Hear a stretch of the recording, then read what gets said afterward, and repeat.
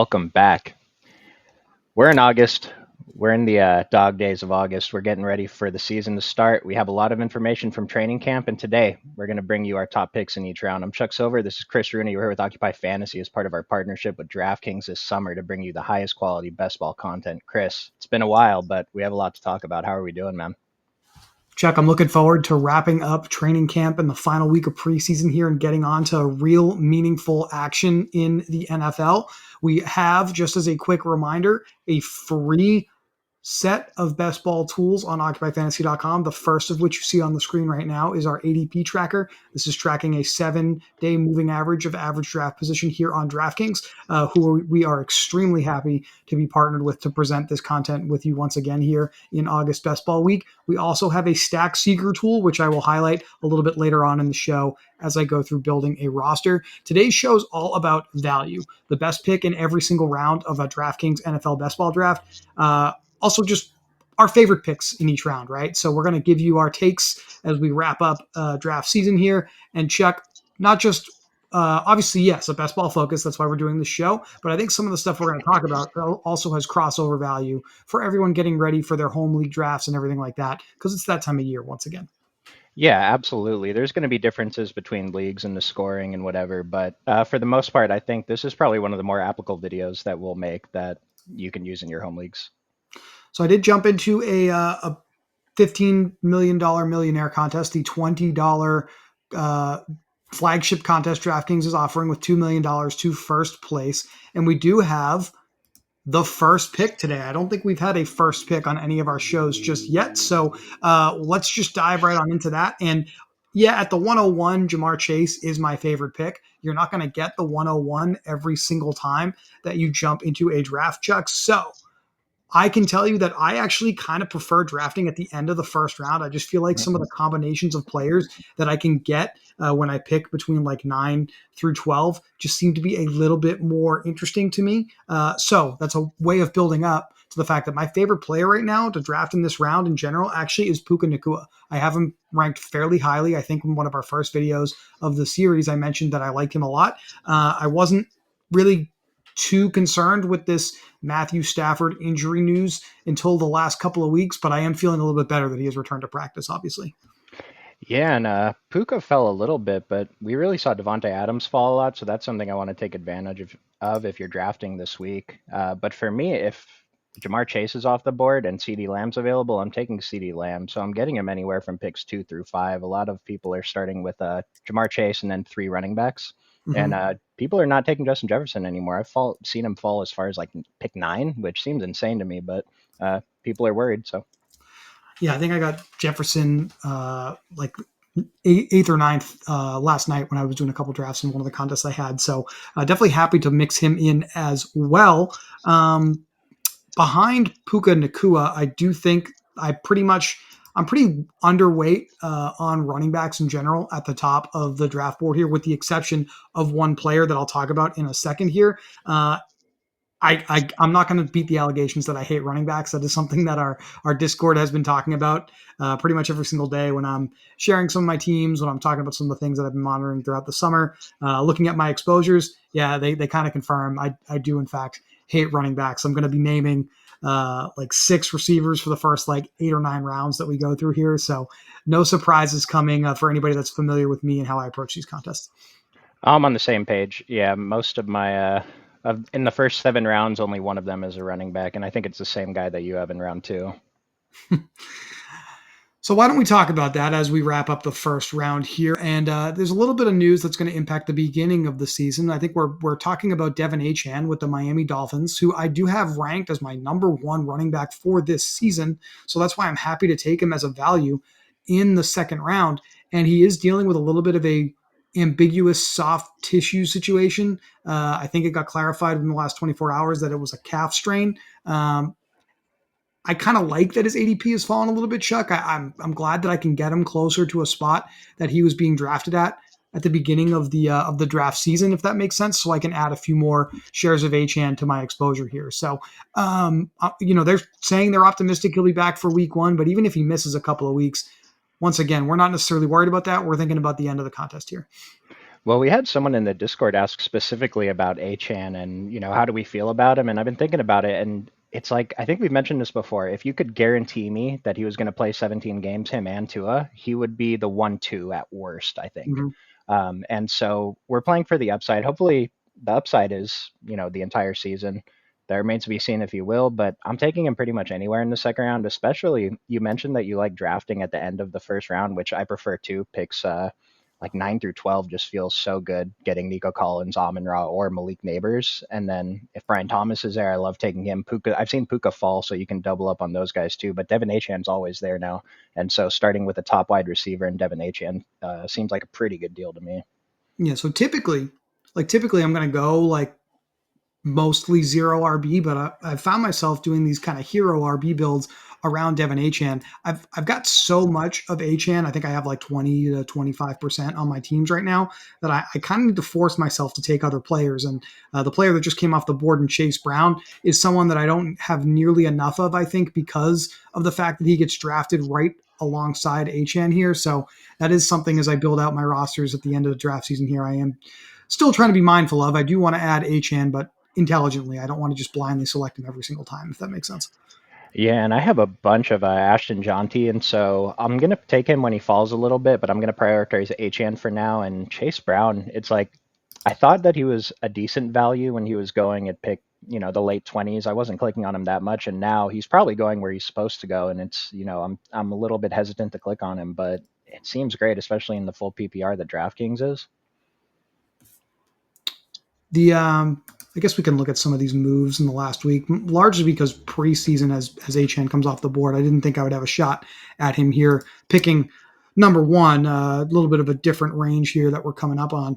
I'll jump over to the ADP tracker and show some of the big changes based off of preseason stuff after I make my picks here, Chuck. But in the second round, I guess what's coming back to me here is an opportunity to go all in on this Cincinnati Bengals stack, right? With the Arizona Cardinals specifically in championship week. I think that's the most common way people are building with Jamar Chase teams. Do you think there's value in just leaning into that when you get Chase, or do you want to build a slightly different stack with Chase? I've been leaning towards building contrarian as I can with Chase, but I probably need to mix in some more stacks that just you look at it and this makes sense. Mm-hmm. I did notice that T. Higgins was falling in the drafts I did today, though. I mean, did he even draw a target yesterday? He was on the field for like 4 snaps. I don't think that should affect his draft stock at all, but people are going to overreact, and that's something I want to take advantage of this week. Yeah, so I mean, I have receiver takes obviously as well. Player that I've been happy to scoop up that has dropped a little bit in ADP is someone who's still on the board right now. Just came off the board right before my slot. Lad McConkey with the Chargers, with them going out and signing Keenan Allen. I do think people are they're just not sure how that's going to play out, right? But I love getting McConkey here at the end of the second round now as well. Yep, we're taking McConkey at value, and then since we're heading into the third round, my favorite third round pick is Jackson Smith and Jigba. He's probably the player I've paired the most with Jamar Chase, actually, because I just prefer him so much over the other receivers available near here. I'm going to just lean into the Jamar Chase stack because I don't think I've actually done this yet, quite frankly, in this contest. So I'm going to see if I can double up and well, let's see if this works out on the show and we get the quarterback as well. And we've mentioned this before. Jamar Chase is very commonly paired with Trey McBride, and I think that should be the default pick. But if you take Marvin Harrison, if you have hope that he improves, I guess, then that's a pretty contrarian pick too. He's just picked at a much lower rate than Trey McBride is with these Cincinnati guys. This is the start that it did win last year on the other site. So we're expecting Cincinnati's offense to be fairly productive once again. So I have no problem trying to lean into the very expensive double stack here with the Bengals, but it's expensive for a reason, if that makes sense. Yeah, and just since we're on Cincinnati, I mean, their entire offense came off the board already, but I like Yoshivas going late. I haven't noticed him increase in ADP. It looked like Joe Burrow was targeting him every time after Jamar and T. Higgins came off the field yesterday. So if one of them goes down, Yoshivas is going to have a big role, and I see him exceeding value almost every time. I think there might be some late round value, obviously with Josevich, but with another player that we saw have a pretty solid preseason thus far, anyway, for the Cincinnati Bengals. Maybe we'll talk about that on the next show, which is where we're going to talk about our favorite sleepers, our favorite late round picks past like the 10th round. That's going to be a really interesting topic of discussion as well. Other than T. Higgins, who I selected here, I should mention before I even move on from that, T. Higgins is one of my favorite picks here in the third round. I kind of, when I was making my notes, wrote down two names. There's T. Higgins for these picks that are at like the front of round three for me. And then Garrett Wilson is a receiver that I just continue to concentrate on at the end of the third round because he just tends to fit with a lot of the correlations that I'm looking for on those rosters. But also, I think he's underpriced this year. Another player I do want to mention, Mike Evans. What's his ADP right now? Exactly 36, so end of the third round. I don't know. Ekbuka came up like 40 picks since the Godwin injury stuff, but Mike Evans hasn't really moved at all, and that seems like he should have come up a few picks, I guess. I did notice like Amarian Hampton and Trevion Henderson have moved up, and those guys just came off the board right now. I'm actually surprised they both came off after Kyron. I've been seeing Kyron picked after those guys in almost every draft I've been doing. Henderson being in the third round now is definitely an aggressive move upwards, but he's been super uber efficient for the Patriots in this preseason. And co-starting running back Ramondre Stevenson being less than 100%, I think is definitely playing a role in the sentiment there, Chuck. I started taking Henderson when he was being picked in the fifth round.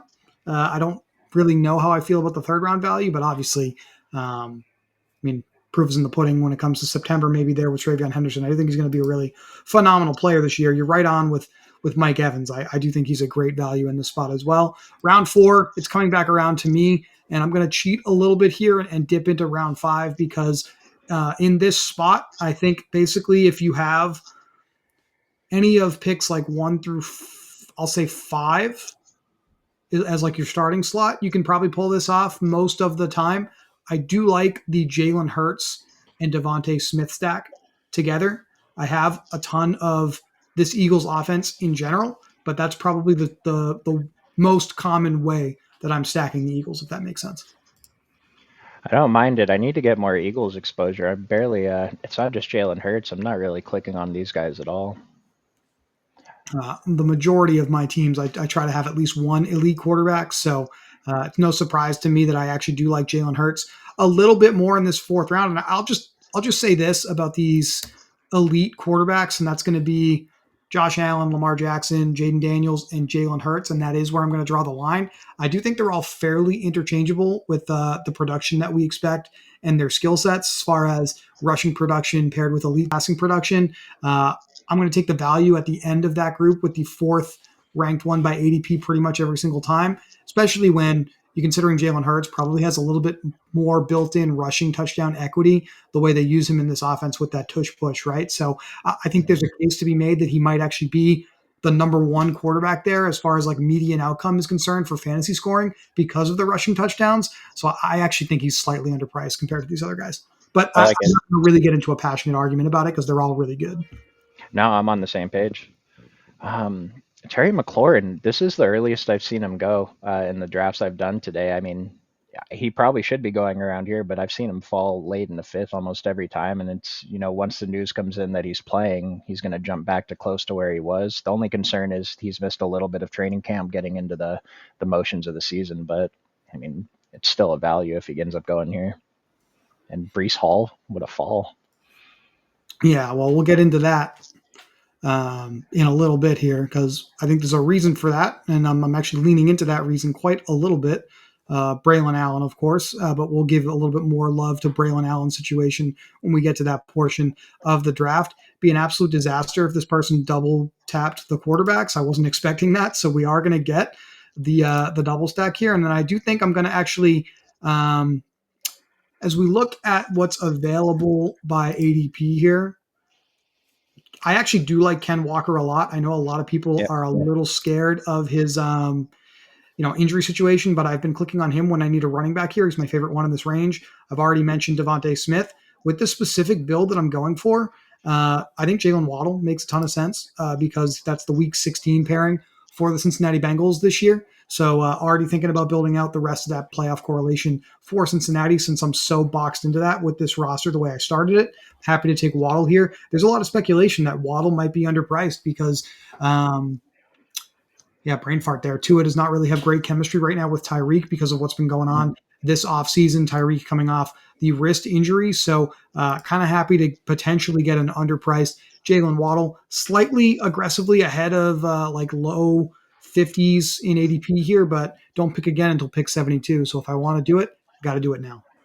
Well, it's similar to Devin A. Chain, where if I told you, with 100% certainty that him and Tua are going to play every game this season, Jalen Waddle is, I don't know, at worst a third round pick. So the upside is definitely there.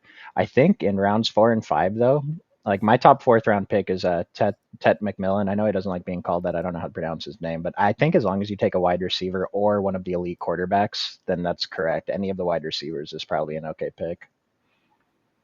I can't wait for the mentions in the comments about me not including Joe Burrow in that tier of elite quarterbacks. So I just want to clarify the reason he's obviously a really, really phenomenal quarterback. The reason I draw that line there as far as fantasy is concerned is that's where the drop off starts to begin in available rushing production, at least in this ADP range, right? He's drafted right alongside those other four guys, but I think his rushing production floor kind of makes him a little bit more risky than the other guys. And I'd say he's the only one of those top guys right there that I wouldn't take unless I had Jamar Chase or T. Higgins already. Not sure interesting approach here. Joe Mixon, definitely an aggressive pick there. We'll have to keep an eye on the owner drafting out of the 3-hole here, but wouldn't recommend this approach in general. Not surprised to see a little bit of run on some of these receivers here that's starting to go.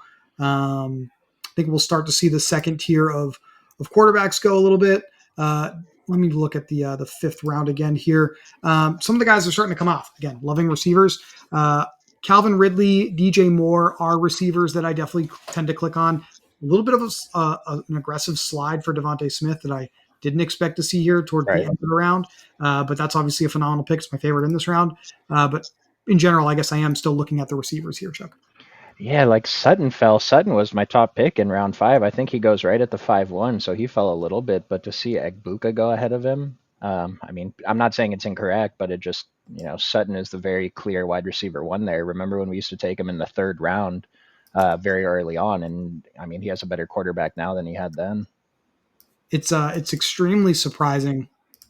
I mean, it does make sense that Egbuka has come up so far, but it's just very jarring when you were used to seeing him go 4 rounds later for 3 months to suddenly see him go where he is now. And I certainly get it. There's concern with Chris Godwin. There's concern with, we just got reporting today that Jalen McMillan's going to miss potentially the first half of the season at least. So there's definitely a bit of a role change there that most likely benefits Egbuka. And to your comment a few minutes ago about Mike Evans, I definitely think obviously his ADP, there's a strong argument for it going up into the late 3rd, early 3rd round. But I think what someone would tell you is that he's already kind of priced appropriately for his role, and they're not forecasting a change to his role, just the other receivers on the team. I don't know if that's right or not, but that's probably the explanation. Makes sense. And again, in the 6th round, I really think I just want to take a receiver. I mean, my top pick here is Jacoby Myers, but I'm trying to mix in Ricky Pearsall and Romo Dunes. I'm really trying to come around on, and I think I am. I'm taking Zay Flowers. Hesitant to click Travis Hunter, but I see him falling, enough that I'll take him after ADP. Travis Hunter is my favorite pick in this round. On those rosters where, again, I'm picking at the end of the draft board, I pretty much select him every single time. I just think he's going to smash this ADP, and come next year, we're going to be like, how did we get him at that price? But the other receiver in this range that I really, really like that's coming up soon for me, Jacoby Myers, who you already mentioned. I've started my overall exposure doesn't look great on this player, but I have started clicking on Matthew Golden quite a bit, Chuck, just because of everything that's been going on with Green Bay. So kind of the closing argument for me for this round would definitely probably be Matthew Golden moving up my draft board. That would have been my 2nd pick after Jacoby. Okay. Back to me here. Let's take a look at what's available. I don't see off the top of my head any immediate correlations with my roster that I'm super excited about. I'm going to be a little bit of a homer here with one of my selections, and then I'm going to take the other player that I was just glazing a little bit. Stephon Diggs with the New England Patriots. I do think the Patriots are going to be a lot better this year, Chuck. I think I was reading that with I don't know if there's much to this or not, but if you look at some of the look-ahead lines in betting markets, the Patriots are favored in quite a few games this year, a lot more than I expected. That could be a lot more productive on offense, and you get their number one receiver this late in the draft. That's fairly good. And then you get a first round pick in Matthew Golden, who like by default is going to be a starter in Green Bay with all the injuries that are going on right now. No, I love it. I've made the argument in favor of Stephon Diggs before. I think he's a phenomenal pick going this late. Jerry Jeudy was the guy I was going to mention as my favorite seventh round pick. I'm so high on Cleveland at where they're going now that Joe Flacco's starting. It might sound insane, but I mean, I'm what, 4 Joe Flacco stacks in all the teams I've drafted Dude, today. it's been so easy to click him all year. I think on one of our shows that we did in July, we kind of panic picked him at the end of the draft, and hey, It's we need him to be beautiful. playing by the end of October for you on that roster. But I think there's a Yeah, pretty good chance to like pump the brakes a little bit here that Cleveland is going to play a lot of different quarterbacks this season. They're not expected to be a very productive or not productive. They're not expected to be a very competitive team in the NFL this year. So if that plays out correctly and we move into like the later part of the season and they basically got nothing to play for other than player evaluation from an organizational standpoint, I wouldn't be surprised to see them give Dylan Gabriel, Kenny Pickett, and yes, obviously Shedeur Sanders a look in some games. So that would be the biggest reason I would be like afraid to just lean fully into 20th round Flacco for stacks here in the final week plus of best ball drafting. But certainly think that he provides a great floor for Njoku, for Judy, for Cedric Tillman, and for a sleeper tight end in Harold Fannin Jr., who I think is going to have a big role as well. I like it. I like it. Yeah, that would be a disaster if Flacco is not starting during the playoff weeks. But either way, even if we only have him to help us advance the regular season, hopefully that's enough to help us out. Seventh round, my favorite pick. Finally, giving some love to running backs here. He just came off the board. Aaron Jones. I think even in a timeshare that's weighted slightly in his favor, which I guess is kind of the consensus feeling everybody has with the Jones and Jordan Mason rankings here in fantasy drafts. I think Aaron Jones is underpriced in that scenario. And then I think the upside here is that we're wrong about that assumption and that Aaron Jones still gets like 2/3 of the carries, if not more, and obviously a passing game role as well. That would put him at more of like a third, fourth round valuation, and you get him here around pick 80 as actually I think a little lower than I've seen him go, but I love him in this spot right now. Yeah, and I also still like Tyrone Tracy, even though he's come up in ADP. I think that it's just been made more clear that he's the guy there over Singleton. And then I'm super low on Cam Scatabo. Is that the Mm-hmm. guy's name? I don't even know his name. He's not that going to be Skatibo? that relevant. Yeah, Scatibo? yeah. I have not been clicking on Skatibo. I have quite a bit of the third running back in that backfield, Devin Singletary, super late. Same. I do think Tracy and Singletary is where I want to be there, and I'm not really going to be coming off of that this year. So in 3 months from now, when Skatibo explodes and everybody wants to come back to this video and make fun of me, that's fine. But I'm very comfortable losing if that's the case. Yep, yep. I'm in the same boat. And I want to mention in the eighth round, this is where I'm starting to get away from just taking any receiver. If I have CD Lamb or Cortland Sutton, I really like pairing him with Dak Prescott or Bo Nix. Otherwise, Tyrone Tracy's my top pick. And then I was going to mention David Njoku's my top pick for the next round, but maybe we'll see a slight climb in his ADP once people realize that he's really good with Flacco. Yeah, I'm a little surprised to see him go. I mean, here, I mean, obviously that might be people starting to buy into the production of these pass catchers in Cleveland, Chuck. But usually he goes in the ninth, Yeah. sometimes even in the 10th round. So quite a tight end run. That's the player I was just looking at. I was a little surprised that he was still there. We get into round 8. I'm not upset that I don't have a running back yet at this point.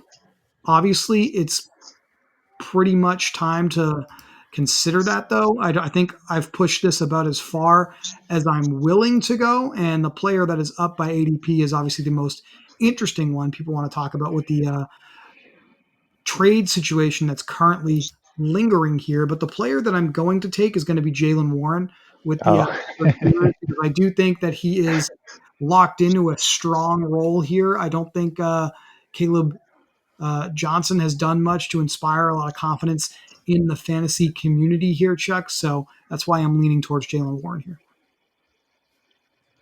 I thought you were going to, because Brian Robinson is queued up. I thought you were going to say Bill.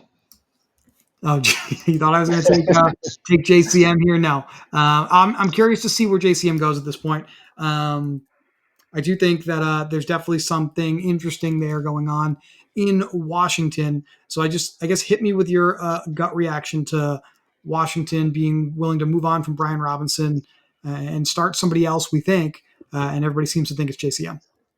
Well, the thing is, they have to have such high confidence in JCM, and we're talking about Ja'Cory Krosky Merritt.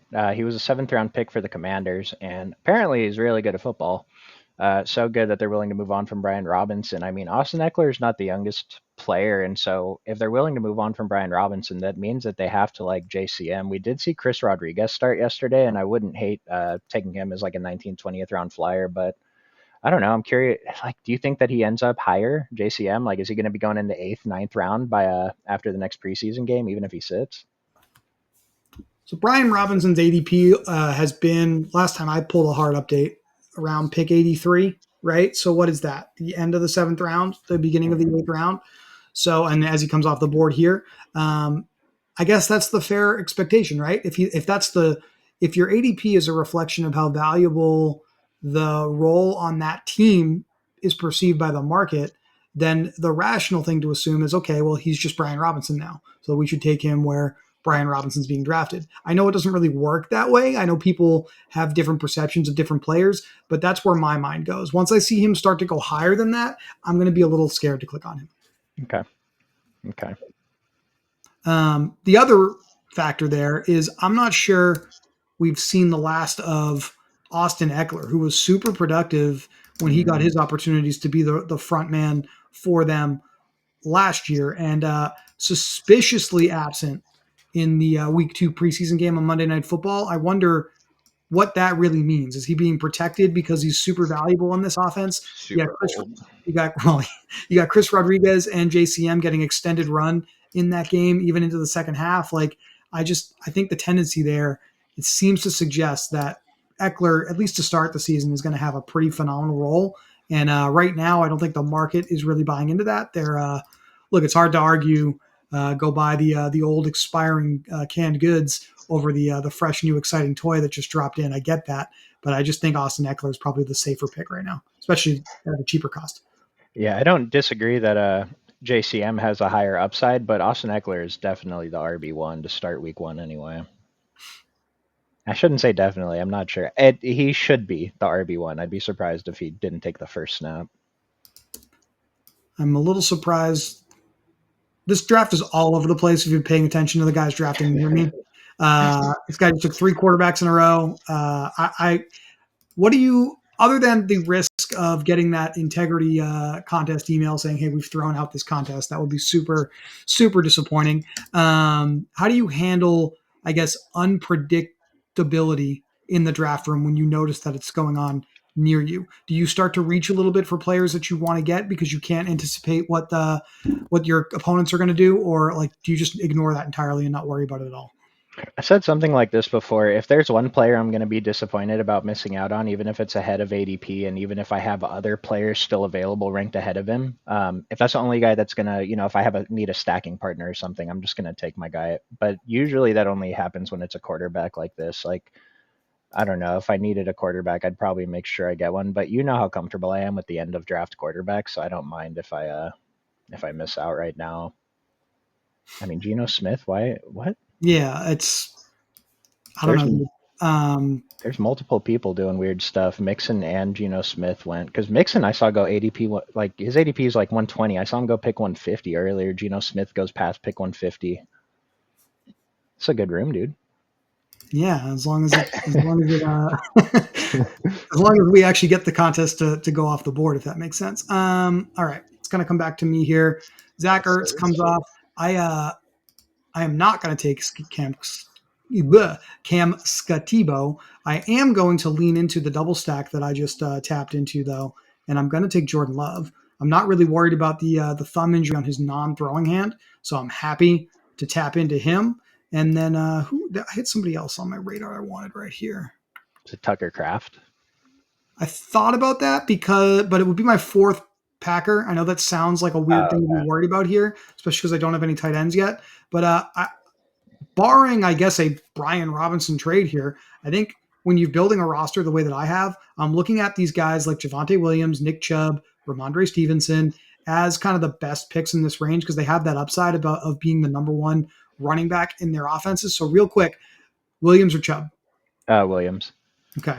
I agree with you because I think he has more long term value on Dallas this season. And then as soon as Mixon gets healthy, he's probably going to take over for Chubb, or Chubb might get Wally pipped, so to speak, by Woody Marks or Damian Pierce, who's reportedly splitting the RB1 role with him. So definitely very happy with this team through 11 rounds so far, dude. That's for sure. Did you say Damian Pierce? We're still talking about Damian Pierce? We are not. I guess we are because I just brought it up. But the reporting out of Houston is that he's been splitting RB1 reps with Nick Chubb. And if we're expecting Joe Mixon to miss some time, I do think that's something we have to at least consider. I haven't clicked on Damian Pierce at the end of drafts just yet. But if I was desperate enough, and the way we like to draft teams, usually, Chuck, we are desperate enough, I think I might have to consider it. I took Woody Marks earlier. That was the first time in the Millie. We have a few injured players or players with like ambiguous situations going on. Rashee Rice with the suspension, Chris Godwin with his injury, Darnell Mooney with his injury. How are you treating that group of players right now? So here's the thing: this out tag and these Q tags on DraftKings are so powerful because a guy might fall 10 spots in ADP, but people are still going to let him fall another 10 spots in ADP because they see that Q tag. And so I'm almost never taking those guys at ADP, but if I'm getting a round plus of ADP value, and a lot of these guys are going to be back by week 1. I think it's fine, especially when they're a perceived value, right? Yeah.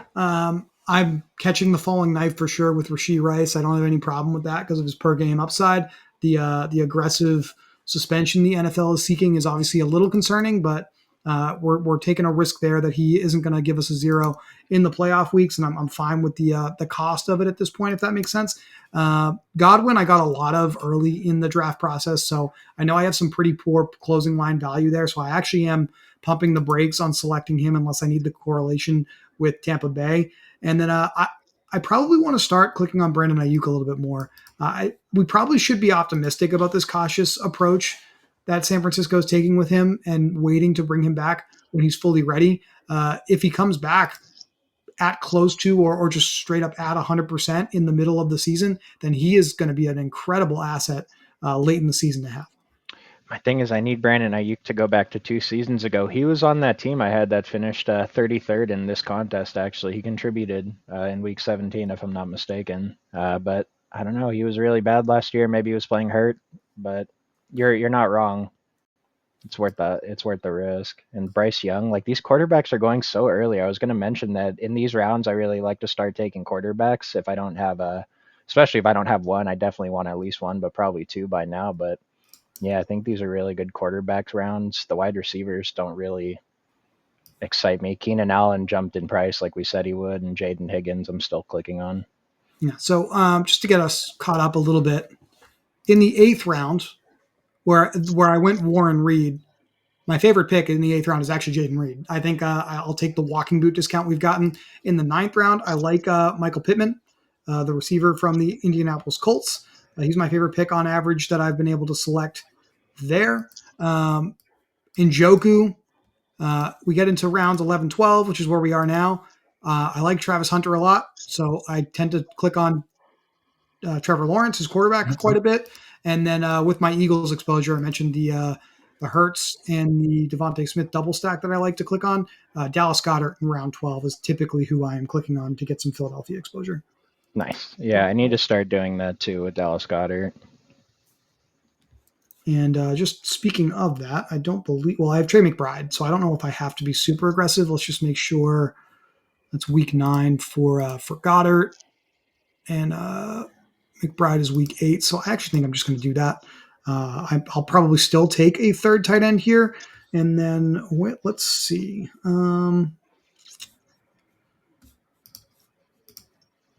I guess with Waddle, I can probably just take Tua. Now I have 3 quarterbacks I feel really good about.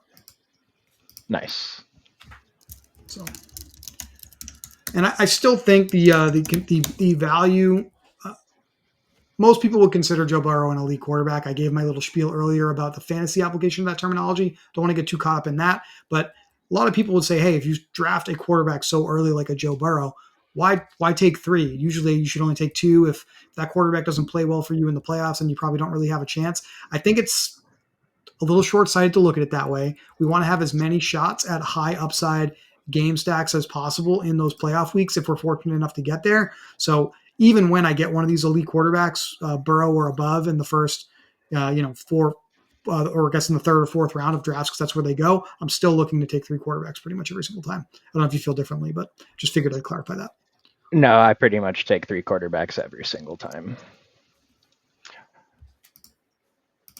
Man, I don't know how long your face has been frozen for. You got a concerned look, though. I do. On my screen, anyway. I hope it doesn't show up, but you guys will be watching this the day after we record this. Important thing is you can hear us. I'm mostly on the same page with Chris, though. Maybe we're looking at like I really want to make sure I have my QB2 by now. I love Bryce Young. I think he's great, especially if we drafted McMillan early. I can get on board with Trevor Lawrence if he's a stacking partner, and then if I need a quarterback and I don't have a stacking partner that's fits perfectly, I think Cam Ward is pretty great because we can take Alec Iominar, who is my favorite 19th round pick. We'll get to that later. Your favorite 19th round pick is definitely exactly what everyone is clicking into the chat for. I'm not sure what's going on with my camera feed. Maybe we can Photoshop in a hilarious picture of me or something like that. I do apologize for that. But if you can Oh, hear you're me, back. I'm going to assume that the viewers at home can hear me as well, and it wouldn't be an Occupy stream without some or show without some technical difficulty. As we get into the 13th, 14th round, I kind of stopped writing down my favorite picks, so I think I'll just kind of talk about them as they get selected, because obviously I know which ones I tend to click on over and over again, Chuck. I do have not as much Josh Palmer as I would like to have, noticing him coming off the board with how much I like to take the elite quarterbacks. But in this range, Marquise Brown with the or Hollywood Brown, as he's formally named now, I do like him quite a bit with Kansas City, and probably he'll definitely benefit from any Rashee Rice absence that comes up. I have quite a bit of him. Jerome Ford is another player that I have a lot of, and it'll be interesting to see where his ADP normalizes now that we have we think Quinshon Judkins back in the fold. He's not facing any legal issues, but still hasn't signed his contract just yet. So there's still quite a few hurdles there for him to climb. We've got some guys going ahead of ADP, so it wouldn't surprise me if we saw their ADP climb even more. But like, who just went ahead? Dante Thornton went ahead. He's my favorite 15th round pick. If you've been paying attention since our first video, pretty sure that was Chris's call. That was a really good call. We got really great value on him if you were drafting him early. And then Cedric Tillman just went a few picks of ADP, like we were talking about with the Browns guys. I think he has one of the higher ceilings of the guys like in these last two rounds here.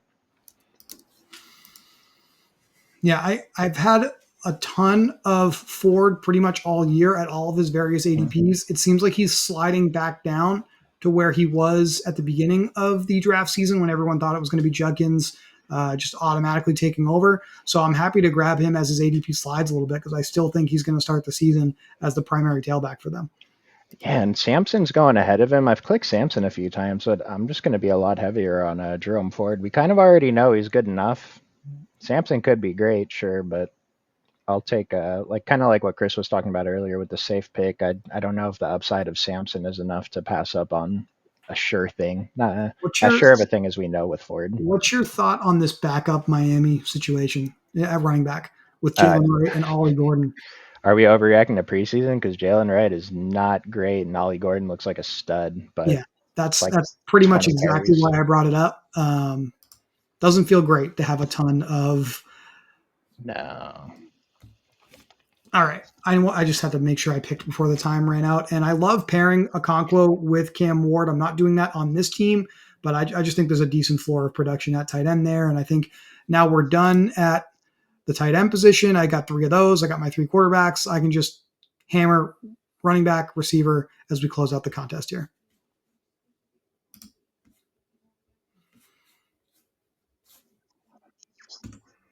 I'm listed as a 16th round pick, which he's definitely never making it there. I feel like if he's there in the 12th round, I'd probably click on him every time, but I don't think he will be anymore. But my replacement pick would be Alec Pierce. I assume you meant this was your JCM spot, which is obviously not the case anymore. So Yeah, yeah, and I think Alec Pierce goes early 16th round, but I mean he's going to give us a 20 fantasy point game this season, and that's already enough in my opinion. Anything more would be great. And a lot of these running backs here, like who are you actually clicking on? We mentioned Jerome Ford, and we talked about Jalen Wright, but like who stands out as of today? do we still like Will Shipley? I think so. It's just Yeah, the contingent upside is huge. that's one of the ones that I'm still, I guess, enthusiastic is strong, but I still feel pretty good about that. Don't feel great about Kareem Hunt. Nope. Keaton Mitchell, I think if contingent upside there is pretty strong. I think it's better than Justice Hill, so I prefer him to Justice Hill. Uh, Monon guy, I'm not passionate about it, but I'm happy to, I guess, start mixing him in if he's going to be in a good opportunity for goal line work for the Bears there behind DeAndre Swift. We'll see how that shakes out. It's between him and I think he just came off Rashawn Johnson. I don't think Mm-hmm. Rashawn Johnson is someone we need to be afraid of necessarily. So I think that's fine. Obviously, Ollie Gordon and Taj Brooks, these are some of your preseason darlings right now. Fine clicking on them, not aggressively pursuing them. Yep. Uh, Quorum, I haven't really clicked on because I think like you, I've been on Jarquez Hunter. Um, Chris Rodriguez is probably worth discussing. We have JCM, aka Bill Krosky Merritt, jumping up the draft board, but Chris Rodriguez not really moving. I think that's kind of an interesting pick Mm-hmm. late. Miles Sanders at the beginning of training camp was, I think, considered actually potentially the favorite to go ahead of Javante, and then he dealt with some injury issues. So there's upside there with him. Sean Tucker is definitely in a good spot to succeed if there's any lingering issues with Rashad White's injury as the immediate backup to Bucky Irving. So, you open the question, or you open this discussion that we're having right now with how do you feel about these running? Open the discussion with how do you feel about much take every single one except a couple. I'm always able to talk myself into a backup running back with some upside. Yeah, and like we'll talk more. We'll go into more depth on these guys in our next video that we talk about the sleepers. But I mean, if you're drafting like Chris and I typically are with a bunch of wide receivers at the beginning of the draft, then you're always going to be in need of two or three of these guys at the end. And so, uh, more than anything, I'd say just mix up the combos. You know, if you're drafting the same guys on every team, I mean, for me, it was Jerome Ford and Madison. Madison's not in our draft board anymore, but guys like that. How far do you think McMillan is going to slide here now that he's going to miss like half the season? Is he going to be like an 18th, 19th round pick at this point? I think he's undrafted by the time the season starts. I think his ADP is past whatever 20 rounds is. If that's I'm the not. case, and I'm still looking for a Tampa Bay player, I might Mhm. click on him. It's harder for these guys to fall because eventually you have like an auto drafter that just selects him, right? So I get it, but Yeah. yeah, he's kind of tough to justify as like a fringe wide receiver four in that offense to begin with everybody healthy. But I do need a Tampa Bay correlation here, so it's basically between him and the running back for me. So that's definitely why it's on my mind here. With the Green Bay double stack I selected, some kind of Baltimore exposure is uh, necessary, I guess, is the way that I would characterize it. And looking at what's left here, um, it's getting ugly pretty quick. I think it's probably Keaton Mitchell for me. So I'm probably going to do that here. Yeah, I was gonna say DeAndre Hopkins seems fine. I'm not clicking on him myself, admittedly, but I think he's fine to click on. And then Isaiah Likely supposedly is on a timeline to be possibly back for Week 1. So I'm interested in clicking his slide because my favorite picks to take in round 17 are tight ends. So most of these tight ends are pretty okay to me. The ones I like the most, Dalton Schultz and Pat Fryermuth. I think his role is bigger than what people think, even with Johnu coming to town.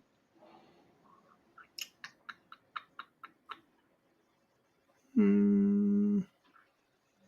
Hmm.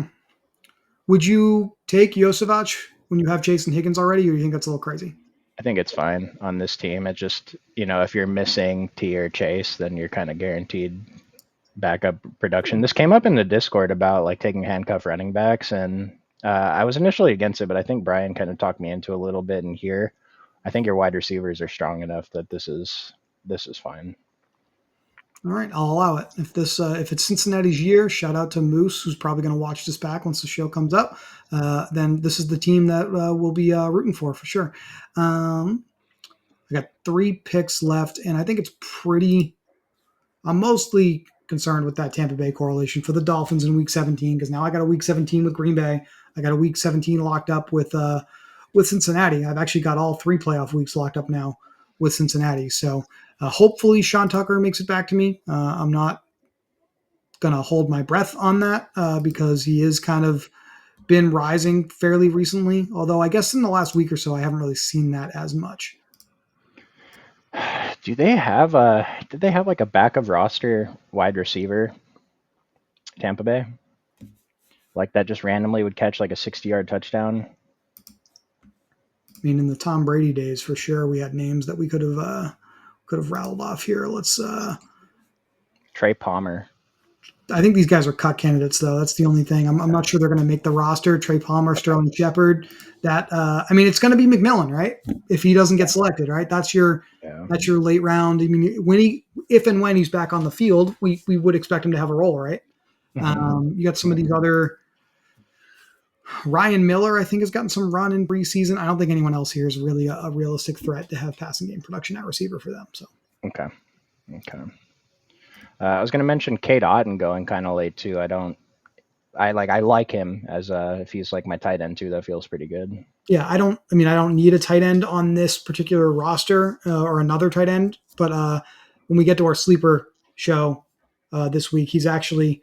I mean, sleeper is kind of a broad term. I'm just using that for good values, I guess, because I don't know if he's necessarily a sleeper. People know who Cade Otton is.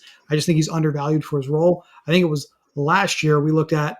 Yeah, I'm going to bring this up right now. Alec Pierce and Cade Otton as 2 guys who had a ton of snaps played, routes run in their offenses, and didn't necessarily have like exciting fantasy production numbers. But obviously, if you're going to play a lot, then you're going to have a lot higher of a floor than some of these other fringe players. So I don't mind getting those guys when they're here. There's a run of wide receivers that just went off. Pat Bryant, Alec Pierce, Lambert Smith, and Isaac Tesla. I'm cool taking shots on any of those guys. I think you called out Tesla early too. We got to him on our rookie show. We did. We did not get to much KLS, but I think that's a situation worth monitoring with Quentin Johnston having a head injury. We saw KLS sub in for him with Justin Herbert's unit in that preseason game, and Trey Harris, who goes quite a 13th round in this particular contest, goes earlier in contests, didn't play until later in that game. So seems like that could potentially be a swap in pricing that needs to take place with Lambert Smith going ahead of Trey Harris potentially. But the biggest change is obviously Keenan Allen joining the Chargers. I don't think anybody really knows how to value anyone else in that offense now at this point. Torrey Horton, I've seen him get drafted every time. Are you going to click on him?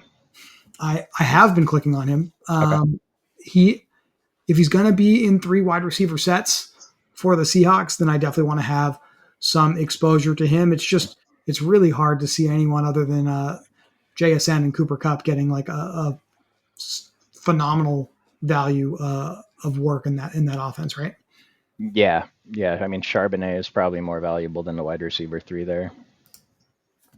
Who I finally just clicked on for the first time yesterday, to be honest with you. So I basically went through like my favorite picks in the top 12 rounds. I know you've been sprinkling in some of yours. I have my favorite picks for the second half of the draft on our sleeper show, which will be happening tomorrow. So a little bit of a big market tease for the next show that'll be coming out. Definitely want to make sure that you guys are getting into these contests because the drafts are moving fast. This one certainly did. We're already basically at the end of the contest, and football season will be here soon. If you're drafting early this year, you know that DraftKings Best Ball is the move. If you've never played Best Ball before, it's simple. Draft your fantasy team, and that's it. No lineup, no waivers. Your lineup is automatically set with your best player scores each week. And right now, DraftKings is giving all customers a can't-miss offer. Draft one, get one. Enter a lineup in this contest, the $15 million best ball contest, for just $20, and you'll get another best ball ticket to play for free for a share of $15 million, giving you a second shot to take home a big hit. Love it. Ready to take a pick at the turn here, and hopefully I can get that big hit with some exciting players. I obviously am not going to get Sean Tucker, so that's super Disappointing for what I needed, but we move on. Okay. You just missed McMillan by one pick. I did. Oh wait, Tucker is here. I'm sorry. I thought I had him in my queue and I didn't. So we got Sean Tucker. Nice. So all Okay, right. nice. We The got other five guy that receivers. just came off too, Iominar, my favorite 19th round pick, He had a ton of targets in that preseason game. wide receiver too. Not sure how much that's actually worth on the Tennessee Titans, but Well, I think your roommate has some thoughts. oh man, dude, who was the backup tight end? Like I don't want to. The backup tight end on Tennessee. He's the best tight end in the division. Are we talking about Gunnar Helm right now? Yes, and he has a fantastic, fantastic tight end name, way better than Chig Okonkwo. I could Listen, see him splitting. the people did not come to this show to hear about Gunnar Helm, but we've been living in the preseason DFS streets as well. So that's primarily why I was able to come up with that so quickly. And should just let everybody know that's watching this that we will obviously be covering preseason DFS this week as well, the final week of the NFL preseason. So make sure that you are subscribed to the channel for some thoughts, some top picks for week 3 preseason NFL DFS advice here on DraftKings. Brought to you by Brian Jester, who is back with us this week from his summer sabbatical, aka European vacation that he just came back from. And we're definitely excited to have him back. That's for sure. Okay. My favorite last round pick already went off the board. Joe Flacco. First time I've seen him get drafted by anyone that's not me since I've started drafting him every time. Doubled up on a Pittsburgh Week 17 correlation with the Cleveland Browns because I have Jerome Ford, I have Jalen Warren, and I have Calvin Austin. Calvin Austin's definitely not like the most exciting player late, but I do think as long as there's no transactions with the Steelers, which is not a lock, he's going to be on the field quite a bit for them. And he still has a multiple-time NFL MVP throwing to him. I understand he's getting a little long in the tooth there in Aaron Rodgers, but I do think that's a good way to get your fantasy production buoyed up a little bit is to play with an elite quarterback. So I like Austin super late if you're really desperate for a receiver. You just made me think about what a disaster that Week 17 game could be and how many of my rosters are in trouble if it's like Shadur Sanders starting versus Mason whoever. Rudolph. Yeah. Yeah. Hey, listen, this is, That's the risk we take. yep. It could also work out great, right? Like, what if that quarterback play is just phenomenal and way better than we're expecting? Right. So let's keep that in mind. We're going to have the exact final pick in this contest, which is always an interesting time. You don't have to worry about really much of anything at that point. But how do you handle pick 240? You're probably typically focused on players that aren't normally there for you, right? So I don't know how many number one pick teams you've put together, Chuck, but do you handle pick 240 a little different than other picks, or you have a handful of guys here at the end of contest you're trying to get, and are most of them still available? So is that really the way it goes? I don't know, because a lot of the time, if I have a positional need, I'm not going to fill it in the 20th round anyway. So I usually just go for the best player available, and it's not always someone that's just fallen past ADP. I still might be better to draft someone who's not drafted in every single draft. You know what I mean? Mm-hmm. I'm looking at a running back here. I only have 5 on this team. I don't really have one that I'm zeroed in on just yet. So that's where we're at. Devin Singletary is the running back that I have the most exposure to. It's the player that I have the most exposure to in best ball this year because I do think the contingent upside is extremely strong. He's able to handle running back one volume. He's done it before for this coaching staff that he is still playing for. So that's probably like by default who I would click on here. But I've already got about 25 to 30% of him. So I don't want to just overdo it. And I don't really have a reason to take a New York Giant on this roster. So, like, if I'm panicking, that's who I'm going to click on here. But I'm really looking for an excuse to take literally anybody else. That makes sense. Tinsley, Tinsley caught 2 touchdowns yesterday. He did. I don't know if that means he's going to have a meaningful regular season role unless they get rid of Terry McLaurin, which does remain to be seen. How do we feel about A.J. Dillon with the Philadelphia Eagles? I'm gonna defer to you on that one. I don't think I feel great about it. Can't imagine that I'll click on him. I don't hate it, but I don't think it's for me. Well, it would be fitting because I mentioned him earlier in the show, and you reacted so passionately against it. That's why Um, I reined it in this time. so I think we're gonna end the show here with Damian Pierce Mhm. splitting number one running back reps with the Houston Texans in the 20th round. How often are these 20th round picks even going to do anything for us on our rosters check? So if I can get a player that I know has a chance to at least start the season getting 8 to 12 touches a game, I think I'm going to take that here in the 20th round. That's probably a fair way to think about Damian Pierce, removing any lingering bad feelings we have about potentially drafting him in the past, right? Yeah, and to be fair to Damian Pierce, he has had a stretch where he showed us he could perform in the NFL. It just, you know, he hasn't since, but I suppose it's possible. So, pretty standard build here, a 3-6-8-3. We got the Joe Burrow double stack at the top. We turned it into a triple stack with Andre Josevac.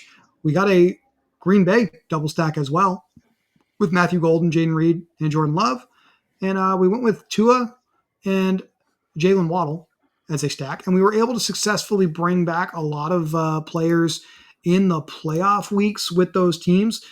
So with Joe Burrow, we have Trey McBride in the Week 17 championship matchup. We have the Miami players I already mentioned in Week 16. We have Keaton Mitchell, the running back from Baltimore, in Week 15, these playoff semifinals with Cincinnati. We didn't get the playoff Week 15, Week 16 correlations with Green Bay. I'm okay with that. I mean, I would prefer to have them, but I know it's not going to be easy to thread that needle every single time. And then with Miami, we were able to stack them in all 3 weeks as well. We have Pittsburgh correlation in Week 15 with Jalen Warren and Calvin Austin. And we also have Cincinnati correlation in Week 16, right? So that worked out pretty well. And then a lot of mini correlations throughout in other weeks. Also, Cleveland and Pittsburgh, that's a Week 17 game as well. That's the other one primarily on this roster. And those are the things that, we don't really discuss as much when we have like 30 seconds to make picks when we're on the show. But that's just something that I am looking at on the side as I am building my rosters out is okay, what are the playoff correlations with some of these teams? Because that's where the bread is buttered in this contest, so to speak. We want to make sure we're building for upside in those playoff weeks if we're fortunate enough to get there. Chuck, this has been a great time. It's always a great time to draft teams with you. I really appreciate it. I appreciate everybody that stuck around for the entire hour, including the technical difficulties that we had with this show. And I look forward to being back with you to talk about some of our favorite sleepers next time. Yeah, I'm looking forward to it, Chris. Love your team. Makes me want to download the DraftKings Daily Fantasy app to draft my $20 best ball lineup to play for a share of 15 million and get that second ticket to play for free. It's two chances for a huge score without ever setting your lineup again. Draft one, get one, only on DraftKings. The crown is yours. Fellas, that's going to do it for us. Like the video, subscribe to the channel, leave a comment. Let us know what you think. If you have a question for our next show, go ahead. We appreciate you. Thank you.